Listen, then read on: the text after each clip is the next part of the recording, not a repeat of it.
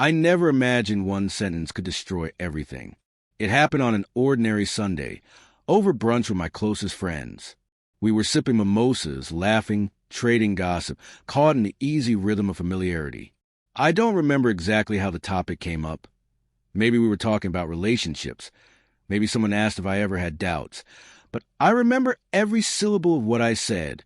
Sometimes I think I settled for Tom, because I was tired of waiting for someone better. The table fell into a nervous hush. A few forced chuckles. One of my friends lifted her eyebrows. Stunned, I'd said out loud. I laughed it off like a bad joke, waved it away with a sip of champagne. But deep down, I knew it was entirely a lie. I didn't think twice about it. At least not until later. I had no idea Tom had come home early that day. He was supposed to be at his brother's house, helping with repairs. Turns out, he'd forgotten his toolkit. He came back, walked to the front door, and heard everything. I found out later he stood just outside the kitchen for a full minute, listening. He didn't say a word, didn't slam the door, didn't confront me, just turned around and walked away. That night, he didn't come home. At first, I assumed he needed space. He was always that way, quiet when upset. He processed things in silence. But midnight came and his phone went straight to voicemail. I started to worry. I texted. I called. I even reached out to his brother, only to hear Tom had left hours ago. That's when something inside me shifted. Panic replaced guilt. By morning, his car was gone, but all of his belongings were still in place. His wallet, his passport, his clothes, everything. It was as if he'd evaporated into thin air, leaving no trace. I went to the police, filed a missing person report. They tried. They really did. But there were no leads, no security footage, no credit card activity, no witnesses, nothing. Days blurred into weeks, weeks into months. I stopped sleeping. I couldn't eat. Every time my phone buzzed, my heart launched itself into my throat. I scoured his email, his social media, even his old journals, searching for anything, a clue, a hint, a goodbye. But there was nothing, no note, no explanation, just a devastating silence and the echo of the words I'd carelessly thrown into the air. I replayed that moment at brunch over and over like a cruel film on loop, the tilt of my head, the tone of my voice, the way I reduced years of love and loyalty into a single sentence, flippant and biting. Why did I say that?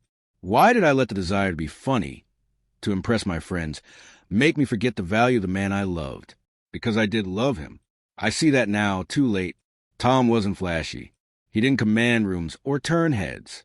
But he was good, steady, gentle in ways most people miss. He never raised his voice. He never made me feel afraid.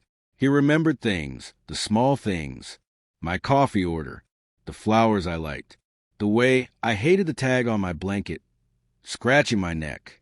And I call that settling. Friends stopped asking after a while. Some drifted away.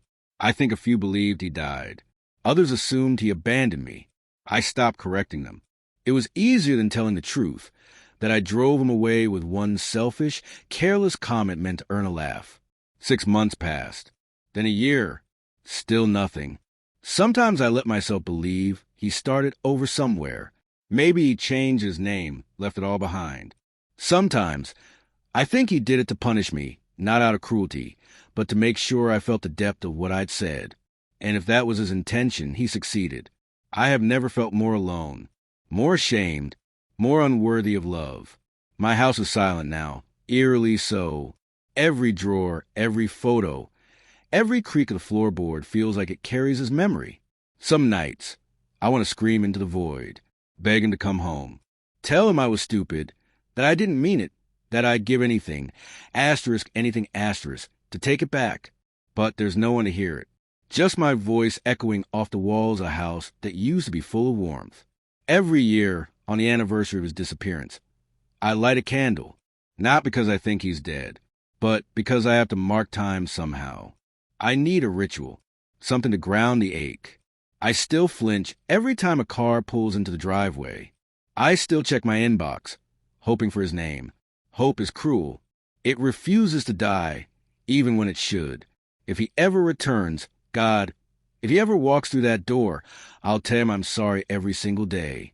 I'll tell him I love him. I'll hold his hand through every quiet, uneventful evening and never take it for granted. Because the truth is, I didn't settle for Tom. I was just too blind to see that he was the best thing that ever happened to me. And now he's gone, like a ghost who took all the warmth, all the light with him. And I'm left with the silence, the guilt, and the echo of my worst mistake.